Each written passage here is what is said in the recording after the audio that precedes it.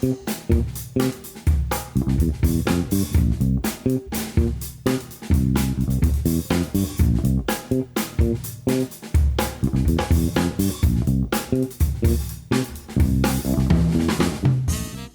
everybody. Welcome back to the Dan Nessel Show. I'm your host, Dan Nessel, and today I am here with Lynn Power.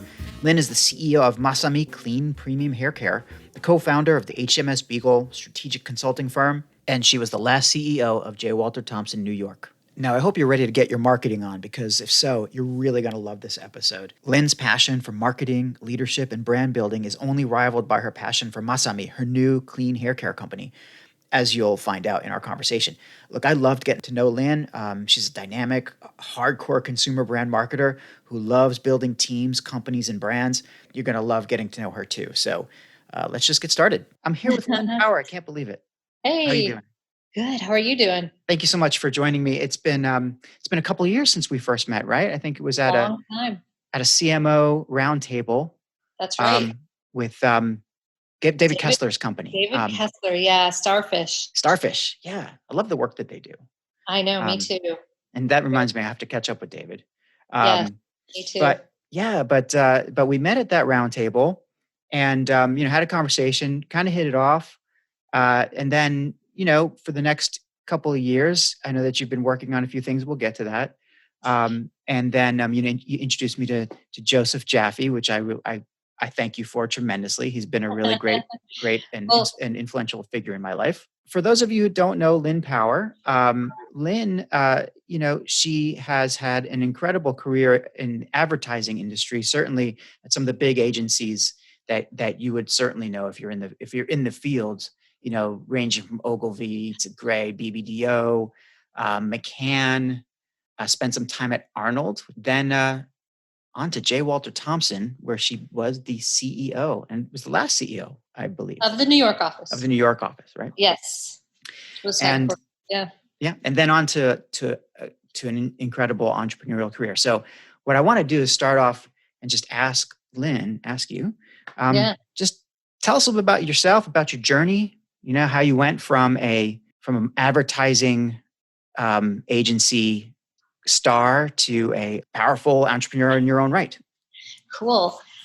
Yeah, I spent a long time in advertising, 30 years, which flew by, actually. Now that I think back and you're talking about all those places I worked, I'm like, yeah, that seems like yesterday. But I guess I've always been an entrepreneur in my blood because my parents were entrepreneurs.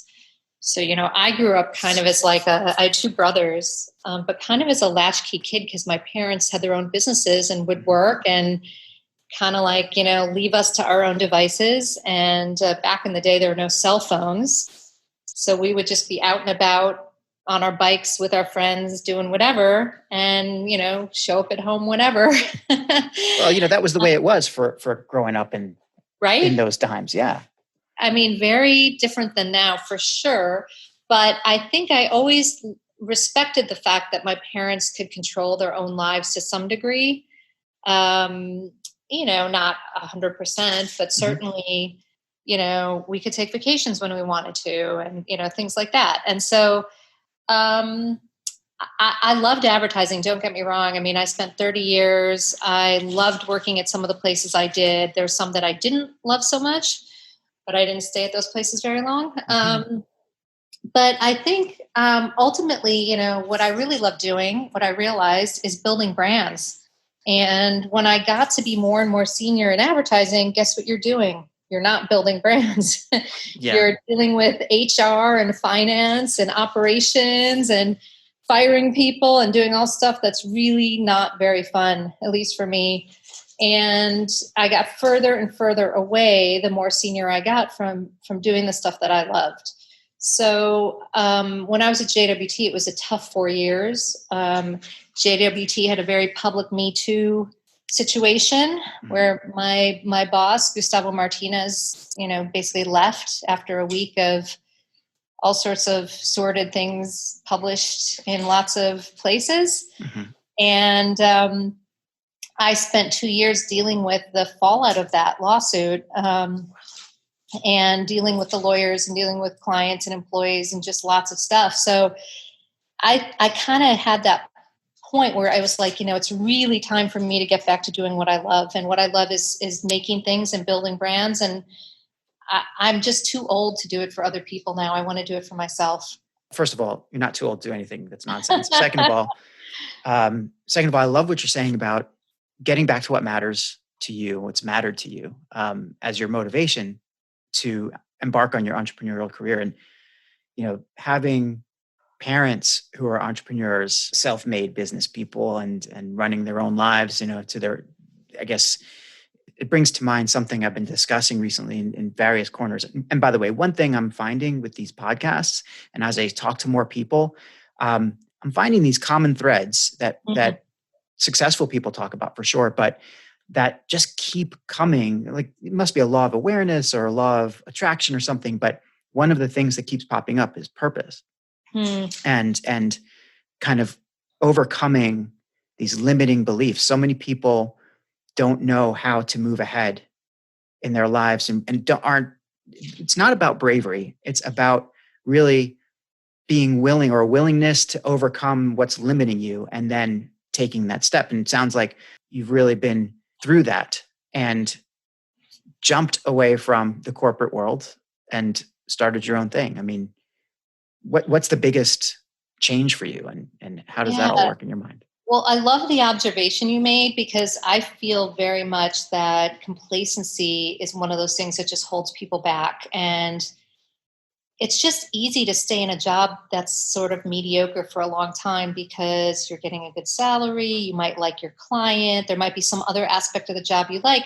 But ultimately, if you took a step back and looked at it from a career perspective, you'd realize you're not going to get it. You're not going to be elevated. You're not going to move up. You're not going to do the other cool thing that you want to do. And so I don't really think of it as bravery either. I looked at it more from a perspective of if you want to continue to grow and you want to evolve on a trajectory, sometimes you just have to say, this is an okay job, but it's not good enough. It's really not good enough. And I'm going to go somewhere else. And if I don't like it, I'm going to move on. And that's okay too. And not be afraid of that. I mean, I was at BBDO and I realized I'd hit the glass ceiling. Mm-hmm. There were a bunch of guys over me in management. I wasn't going to get promoted for a long time because they weren't going anywhere. So I could have stayed and had a very comfortable existence at a top agency. But it was like, why? Why not try to do something bigger? And I went to McCann and I actually really didn't like it. I only stayed a year. I was working on L'Oreal. L'Oreal's a really difficult client. I don't know if you know anything about that culture, but they're sort of infamous for having a just terrible culture. Not so much, but I will interrupt you here for just a moment because growing up, my father was a salesman for Clairol, right? For which, Bristol Myers, but Clairol. So nice and easy and these kind of hair care products. I don't mean to diss on L'Oreal people. I have nothing personally against L'Oreal, but I'm secretly pleased that you're talking some smack about L'Oreal because it would make my dad quite happy. So anyway, I'm sorry. Please continue. Well, look, the people as individuals were lovely. Yeah. Nothing to your point, nothing against the people, but somehow the culture itself had become quite toxic when I worked there. Worked for them.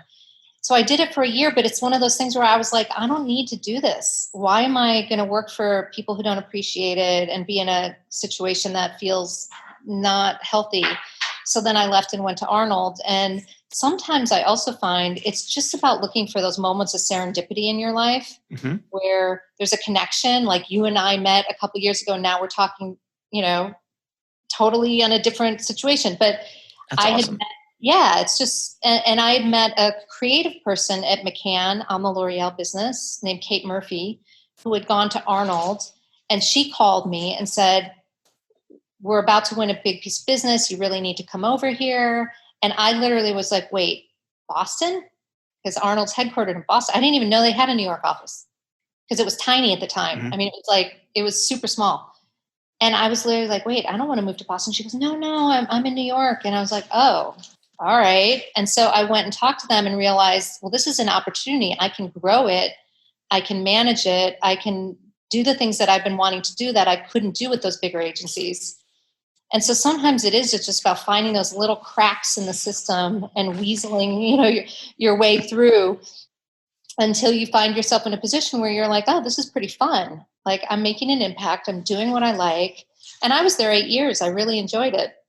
But I really liked your statement about, it's too many people that I know that are more satisfied to just sort of like be the cog, you know what I mean? Just Sure. kind of be on the hamster wheel and just keep going because they don't really see that alternative. Well, it's so easy to fall into that. And Yeah. it's, at some times in your life, that's the right thing. If it's delivering on all the needs and it's delivering, I think if being part of a bigger organization is delivering on your requirements as a creative person, as a creator, Yeah. or as a as a family person, or whatever, whatever the check boxes you have that are important to you.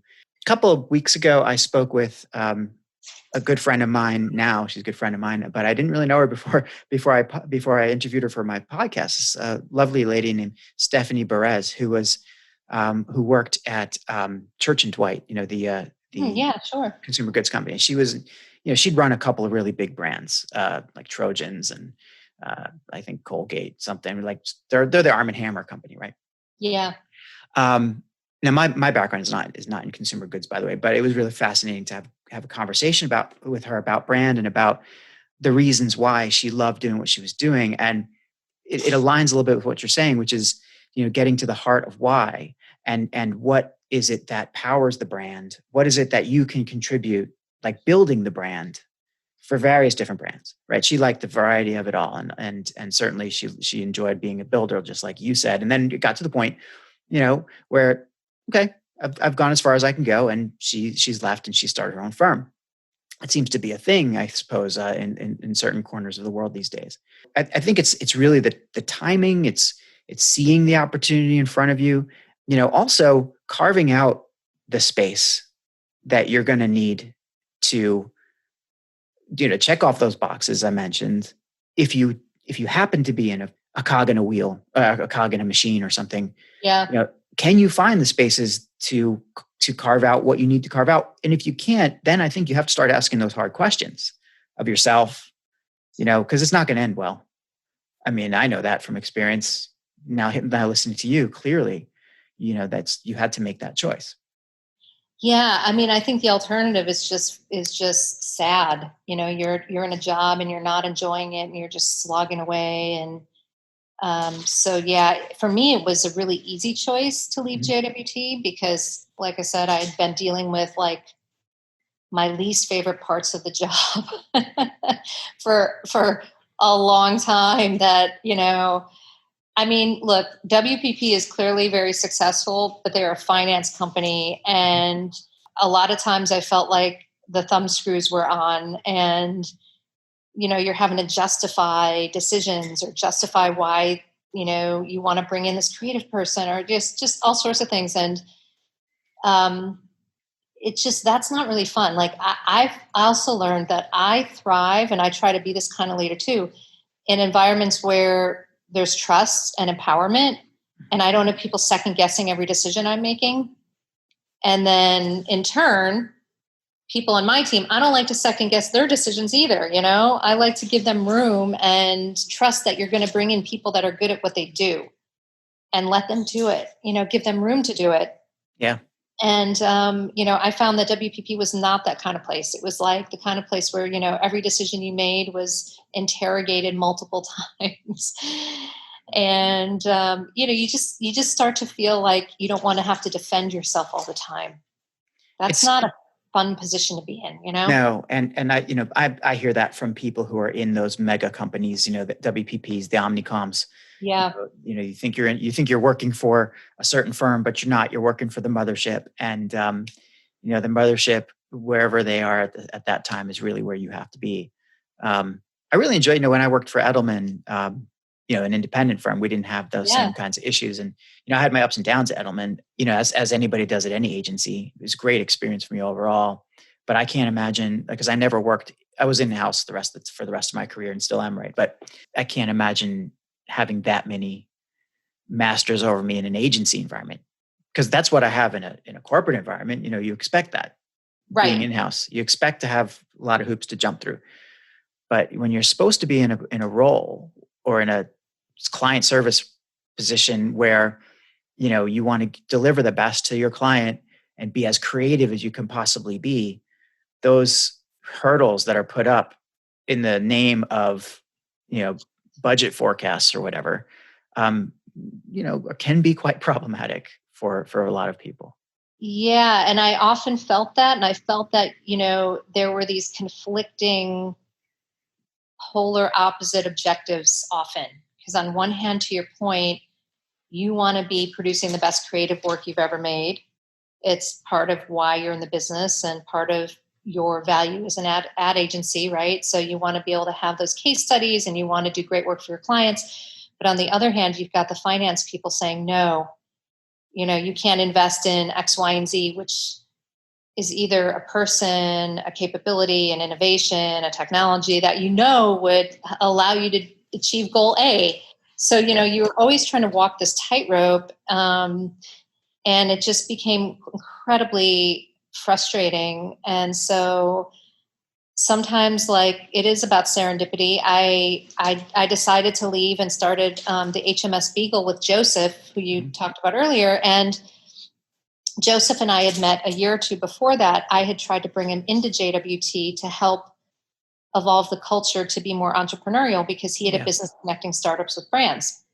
So he knew the startup space really well. And I just felt like there was something to learn from that. But there was so much resistance on the WPP side, I couldn't make it happen. And then we decided to start our own consultancy, which really ended up working almost exclusively for startups, helping them figure out what we call the journey to survival, because survival's not a given. And especially these days, it's even more relevant than ever. But when we launched, we actually got our first client like a week after I left JWT. They're a platform called Current, Currnt. We rebranded them actually. And that was really satisfying for me because we're helping founders who are not marketing people, they're not branding people, they're really smart, but they just don't know that side of the business. So a lot of the founders that we've worked with over the last 2 years are engineers, or they're just these, wicked smart product people where they'd make this great thing, but they didn't care so much about the messaging, the positioning, the iconography around it, the logo, and all of a sudden they have a mishmash of stuff that they've put out in the market and they realize it's not making sense. And that's where we would kind of come in and help them get it squared away and, get their messaging aligned and stuff like that, which was really satisfying for me because you felt like you could go directly to the founder and make an impact. Yeah. And you could see the impact. You could see the business change, as opposed to when you're working on a huge client like a J&J or something. It's just hard. You just feel like you don't have that instant gratification. And you just feel like, eventually someday, something will break through and they'll take some of our counsel. But with the startup world, it's exactly the opposite. It's like, you would suggest something and the next day they'd have it implemented in the product. Oh yeah. It's a fast path to failure. Yeah. And a fast path to success. And if you're with the wrong startup partner, that fast path to failure isn't always tolerated that well.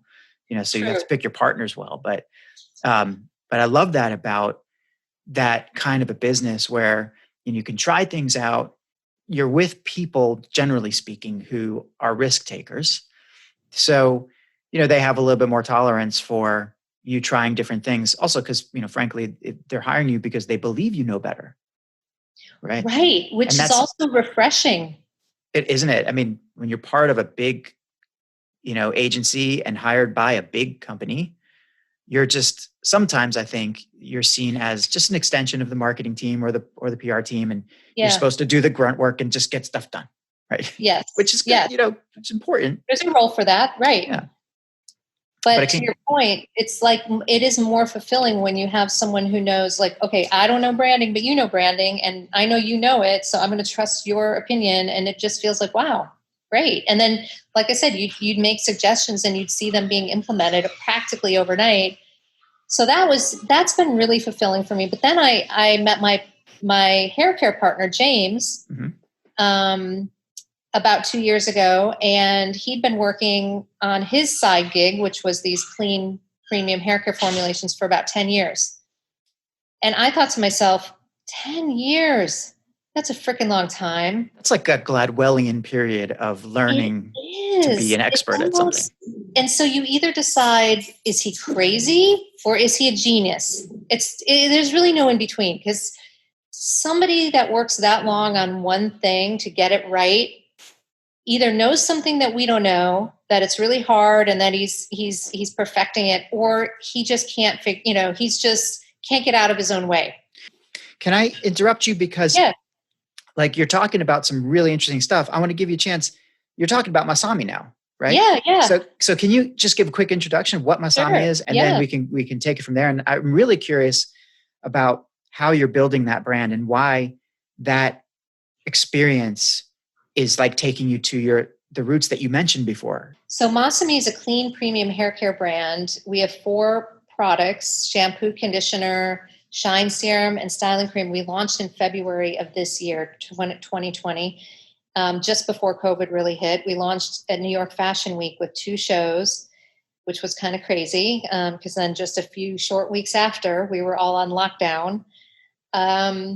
But we launched with this belief that you can have luxurious, high-performing hair care products that don't have sulfates, parabens, phthalates, and other bad stuff in them, which sounds like obvious, like, well, no shit, of course you shouldn't have bad stuff in your, but 90% of the hair care products in the US market still have toxic ingredients.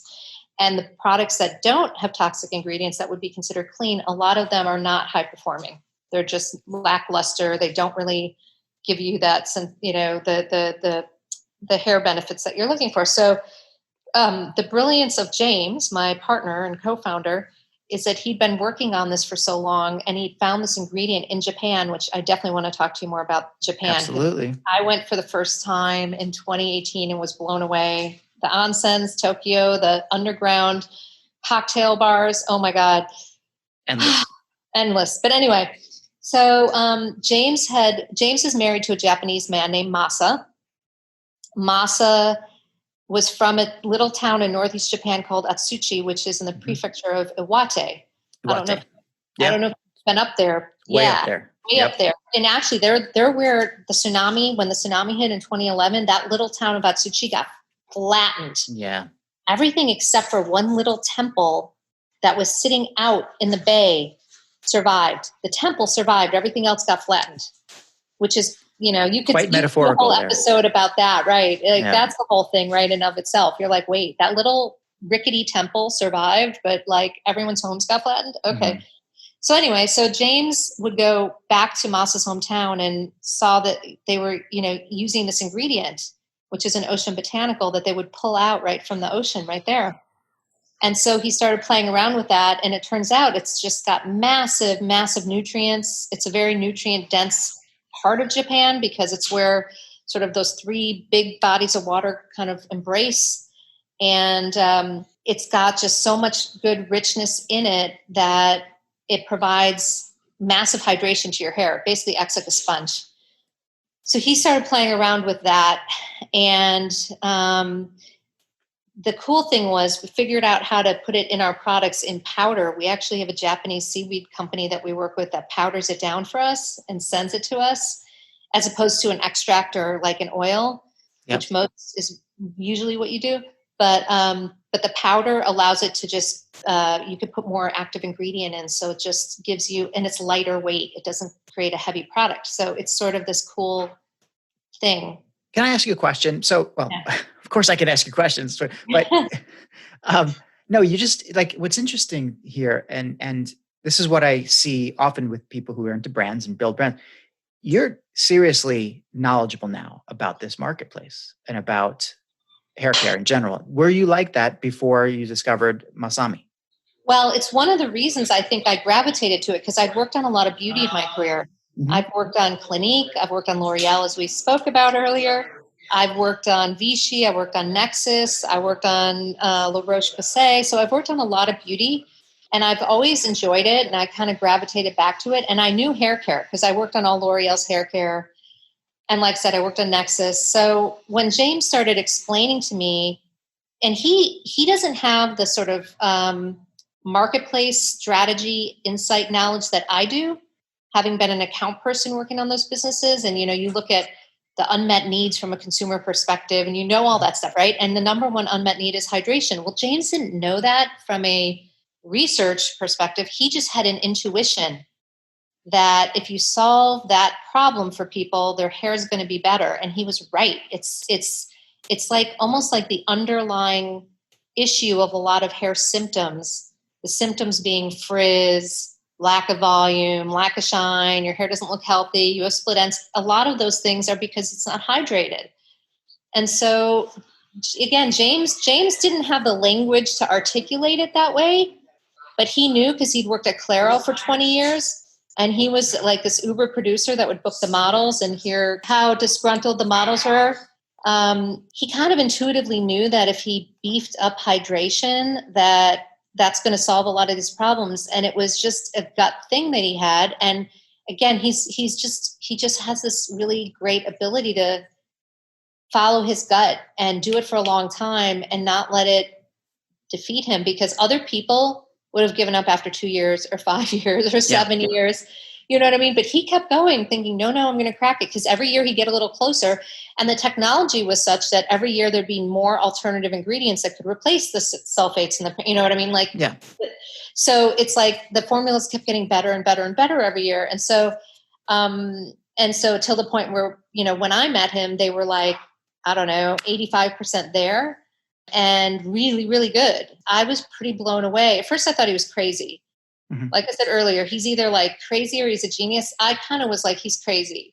Because who does that? Who spends all their discretionary income on something that you don't even know where it's going to go, if you can launch it, what's going to happen, and you're spending all your money on this? It's a little nuts, right? And his husband was, when I met them, actually, I have to remind them about this because he actually said, basically, shit or get off the pot, James, in a very nice Japanese way. Yep. He didn't say it like that. But he basically said, like, you're either going to do this and make it work or stop. Like, enough already. So it just ended up being the perfect situation and timing for both of us because he had gotten to the point where he needed to move forward. He couldn't just keep iterating on the products. And they were really damn good. So he didn't need to keep iterating anymore. And I was at the point where I'm like, I want to launch something myself that's mine, that I can build, that's not, somebody else telling me what to do. And it's a really good partnership because we have really complementary skill sets. So, and I always tell people this when they're thinking of starting something and they're talking about their partners and their team, you don't need a clone of yourself. That usually doesn't end well. Unless you guys are such clones that you think exactly alike. But usually that's not a good recipe. If you find somebody where it's a Venn diagram, where there's an overlap in the mission and the values, but then he focuses on the R&D and the innovation, and I focus on the business and the marketing, it's great. You don't want to duplicate. You don't want to have two business people, right? Doing something like uber creative, like creating a whole new hair care product. You need to have the creative genius on the one end and the business genius on the other. So no, I totally understand that. And it intrigues me a little bit because it's a brilliant story. So the brand itself of Masami kind of has this built-in story going of the mad creator and the passion behind it and searching for the better solution. The prize is found and finally we find the right people to help deliver. It's like this nice, beautiful arc. But really it's married to the personality of the creator so much. So like, you're talking a lot about James, and that is telling me, of course, that you really appreciate him as a person, and the person is the brand in this case. It's like, it feels like you have such a connection to that brand, which probably, I would just venture a guess, makes you an even better advocate for the brand and certainly a better owner of the brand. Yeah, I mean, I think it helps. Like when he and I first met, and we met through my husband, by the way, who was in advertising, and James was working for him at the time as a producer. So this is how this world is all like worlds collide. Connections. And when James and I first met, we got along like a house on fire. And that's when I'm like, oh shit, I knew, we just really good chemistry together. And he appreciates what I do. And he's like, I could never do what you do. And I say the same thing about what he's doing, because right now he's working on our next product innovation, which is a hair mask. And he's doing all sorts of crazy stuff, testing all these ingredients, doing all kinds of research, getting all these different people to try stuff. That's what he does. And he's really good at it. And so I think it's absolutely essential for any business. You got to find the right partners and team. And and I talked about trust earlier, just trust them to do what they're good at. And they need to trust you to do what you're good at. And that's where the magic happens, I think. I see too many founders, and I'm part of BetaWorks, and there was a couple of founders at BetaWorks that were sort of venting, saying they've got issues with their co-founders. Not on the same page, not aligned. And I'm sitting here going, oh, that's a disaster. Because if you can't get those small group of people aligned to get the vision right, forget it. No one else is going to understand your vision then. Because if you guys can't even agree on it, you know what I mean? It seems so obvious, but it's really hard when you deal with egos and personalities and, people just, thinking they know what's better. That human connection has to be there, and your Venn diagram example, I think, is the right one. If there's too much overlap, it can lead to conflict as well. But if there's no overlap whatsoever, if you're not even in the same, that's not good. But it's that center part. It's those values, I think, that are the critical part that can override some of the smaller things. I mean, you might be with somebody who leaves the cap off the toothpaste. It drives you crazy. But if fundamentally he or she is, feels the same way you do about family, about kids, about, life, about whatever, spirituality, well, you can probably let the toothpaste go. But marriages have broken up for less than that because they don't share the values, So I guess that's got to be the same way with an entrepreneurial venture, from what I'm hearing. And it sounds like you have, a great kind of journey ahead of you with Masami. And have you had to pick up any new skills, any new skill sets to make this happen? I mean, yes and no. I would say I'm old, so I already have done a lot, and that helps. But I would say one of my superpowers is building really high-performing teams. And I don't pretend to know everything. In fact, that's one of the things that used to frustrate me kind of coming up through advertising, is there was always this belief that when you're in charge, you have to dictate, and have this knowledge base that's second to none. And I actually call bullshit on that, because I think better leaders are the ones that know what they're good at and know what they're not good at. And you lean into the stuff that you're good at, and the stuff that you're not good at or that you don't like, you find really good people to do that stuff for you. So I have a really good finance guy in my team because I don't really enjoy doing that. And hallelujah. Yeah. So it's I got somebody, he's great at it. I know it's going to be good. I get what I need, which is just give me the top line. I don't need to go deep into spreadsheets. And he is breathtaking spreadsheets. That's what he likes to do. Awesome. Not what I like to do. So I think in terms of what have I picked up and learned, it's more about once I built the team of the right capabilities, I learn from them every day, because there's just stuff that, again, I don't know. So I have a really good digital acquisition person. And, she basically was the person who said, and she also runs another business that I'm involved with, which is called Ilda Nature. She's the CEO. She's amazing. So she's a really strong DTC marketer, but she's the kind of person who said, okay, we're going to be on Shopify. We need to build a customer service function. And here's the plugin that we're going to use, because she's vetted 10 different plugins and this is the best one. Now, for me to do that, it would have taken me months. Do you know what I mean? Yep. I just don't have the capability or bandwidth to check out, all the different customer service plugins that exist on the marketplace. And when I did, I made one decision, which was to bring in a company that was doing text marketing to close the loop, sort of close the journey. Text you if you left something in your cart, abandoned cart thing. They were actually a disaster. Oh. So the one that I brought in contribution. That was my contribution. It was no, that they were not, because basically they were not ready for prime time. she got involved, started finding all these flaws in their product. And, and she was spending so many hours trying to help them fix their product. It was ridiculous. So we just basically said, you know what, we're not using you anymore. We found somebody else who's cheaper and better.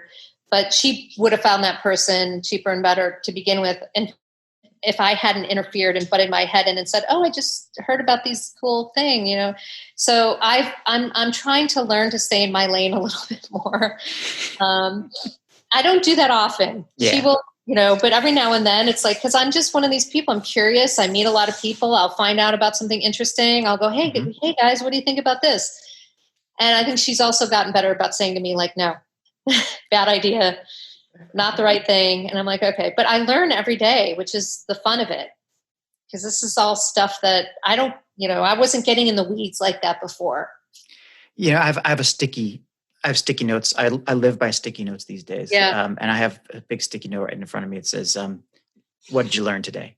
One of the reasons why I'm doing this is actually because and why I'm enjoying this is because I'm learning from every single person I speak with. And it's just incredible. I know far more about hair care right now than I did 15, 20, 30 minutes ago, for sure. Right. What you're saying just rings so true, especially you hire the right people, you put the right team together. As long as there's trust, right? As long as the trust is there, then you have the freedom to step back and learn from people. I think it's harder to learn from people you don't trust, because you don't have faith in what they're doing necessarily, right? But if you know that they're like 100%. Yeah, if you're questioning their capabilities or their judgments or their knowledge, then it's tough. But if you know that, okay, she knows way more than I do when it comes to this stuff, and if she tells me this is not a good platform to work with, great. I don't need to second guess it. I don't need a demo to see for myself. It's like, she's right. And that makes things a lot easier for sure. I mean, think about also just the learning curve these days. Yep. And there's so many things to figure out that it's almost impossible for one person to stay on top of it. I mean, there's always new features being introduced on Instagram, on Facebook. There's new algorithms on everything that you just can't. Just to keep ahead of things as a digital citizen is hard enough to keep ahead of things right. But if you're a digital professional, right. My goodness. Yes. Even, I mean, we're on Amazon. Amazon is a career for people. Just figuring that out and getting all the nuances and understanding the differences between, the different types of ads and the way to create your listing with X amount of words and the keywords and all that stuff is an art. And that's what I've also appreciated. And you can spend hours doing it, by the way. Oh, absolutely. And it's interesting. You could do any small, what you feel is a small adventure in creation of something, whether it's you're creating business, you're creating a book, a podcast, whatever. But with all the platforms that are available now, that small adventure suddenly becomes this massive investment in time. Yeah. Because you find these things that you think are going to make everything more convenient for you. And maybe they will once you get past the learning curve. But you have to try all these different things out, and you got to experiment, because there's really not a huge body of knowledge to guide you yet, and in a lot of the digital technology that's out there. Well, and it's definitely a rabbit hole, because we're part of beta tests of a number of different new platforms. We're part of a platform called Cargo. We're part of Live Pitch. We're on Talk Shop Live. And part of my theory there is a little bit what you're saying, like you got to try some different things and see what sticks. Yeah. See what works for the brand, and then you lean in heavier on those things and you don't do the other things, because you can't do everything. But I think you have to be willing to experiment on some of these new platforms to see, because I will say, like Talk Shop Live, that's one where we've really enjoyed it. It's basically a QVC type platform where you do a live show where you talk about and James does the shows, because again, he's my guy that does that. And it's taken a while to get the cadence down, but he's really good at it now, and he enjoys it. And it's just like you got to build that muscle a little bit to figure some of that out. So now that he's doing that, I'm like, great, we're going to start doing some live streaming, because it's not that different. Yeah. You know what I mean? And then once you do that, you can, exactly. It's like building blocks. You can just do stuff on top of it. Because it really is about a content ecosystem. You need all that stuff. And the content ecosystem is, that's like by the way, I say those two words together at least on a weekly basis in my day job. I mean, Yeah. like building the content ecosystem for any form of a brand or for yourself, whether it's a B2B brand, whether it's B2C, B2B to C, direct to consumer, DTC, D2C. Yeah. There's so many twists and turns, and I think that complicates or adds a level of complexity to the marketer's role, certainly, but also to anybody in any company now, because with these different types of marketing models, let's say, right, of consumer models, it's very difficult, I think, for the marketer to, first of all, to master them all is basically impossible for the reasons we've just been talking about. But to even believe that by taking control of these various tools and toys, we can somehow influence the customer more, I think we're fooling ourselves, because who's in control now? The customer is totally in control. Who's influencing who, right? Right? Yeah. So in addition to learning all these different things, we have to constantly really, if you're, I think, passionate about your brand and really about building your company, putting the customer first is not just lip service. It is absolutely, the requirement. And we have to follow now the whims of especially the way that they consume content in that content ecosystem, is just figuring that out, following them, figuring out the best way that we can not put shit in front of them and make them look at it, but to help them along their content journey with the right partnerships and things that they would be interested in. You can't interrupt anymore like you would have, many years ago. You have to grow on someone, essentially. They have to, you have to be found. Direct to consumer is such a great field for this whole reason, I think. I mean, I think there's so much great stuff being done there.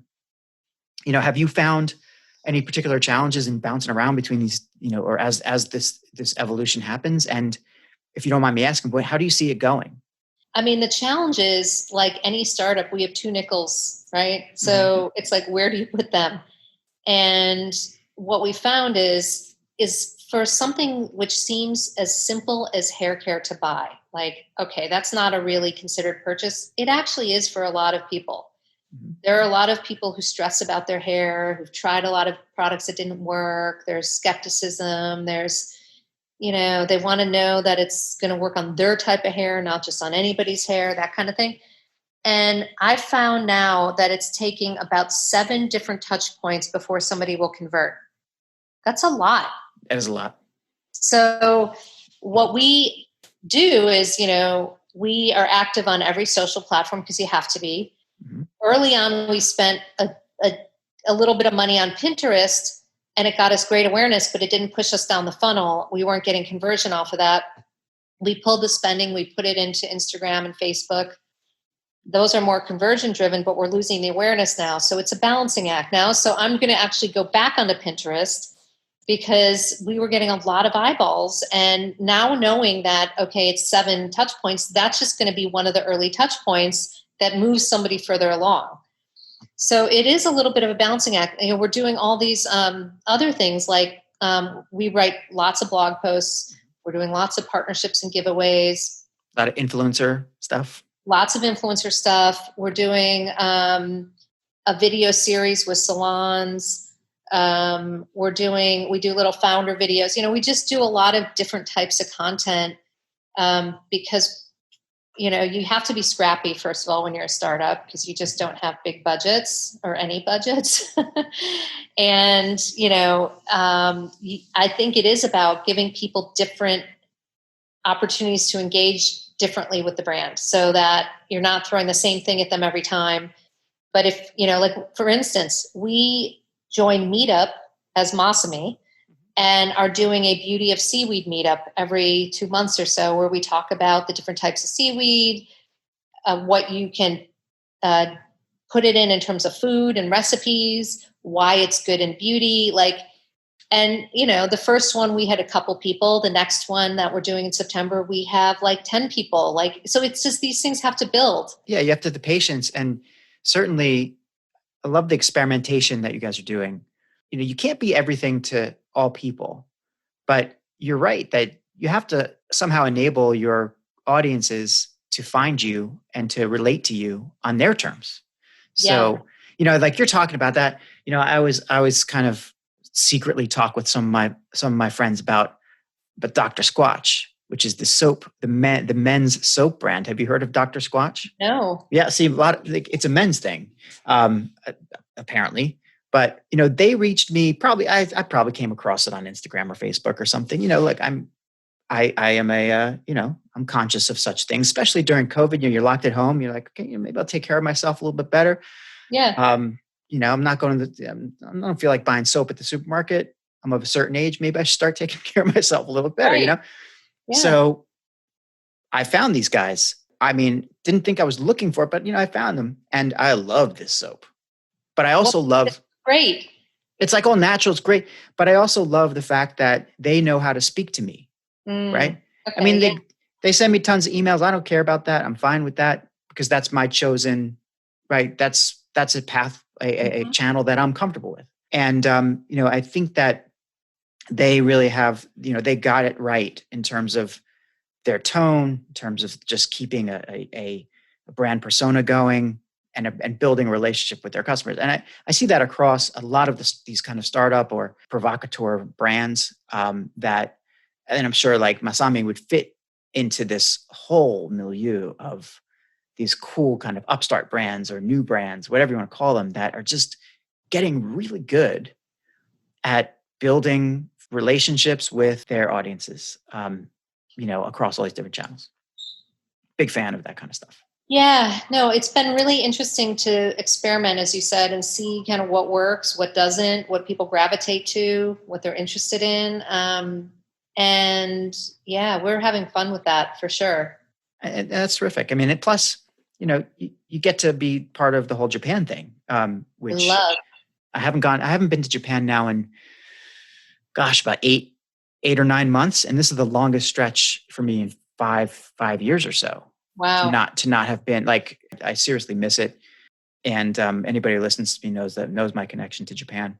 But that's another thing that I thought was really cool about Masami is it's a Japanese name clearly, and you're using a Japanese supplier, and I'm sure you're going to have a lot more experiences in Japan.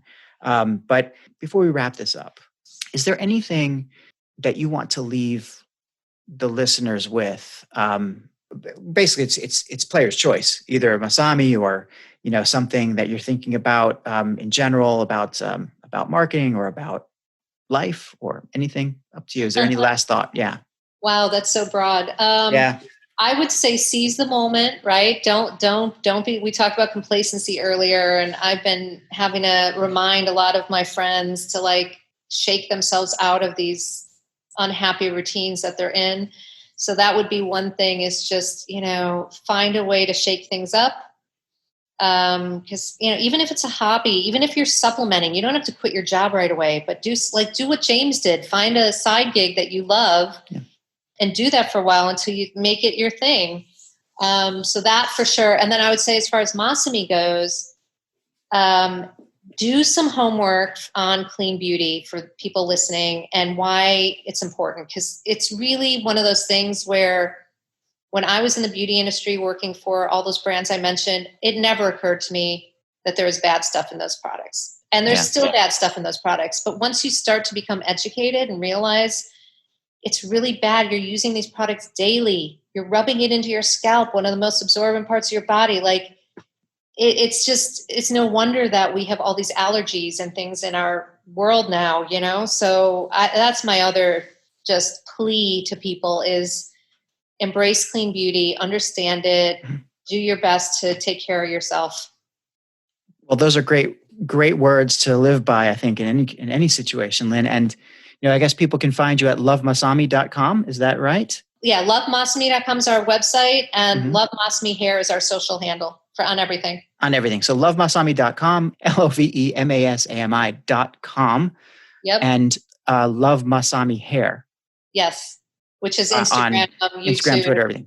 Twitter, everything. Fantastic. And of course, you can find Lynn Power on LinkedIn and just search around the web. There's only one great Lynn Power, and I've had the pleasure to speak with her for the last hour. Thank you so much, Lynn. Thank you. This has been awesome.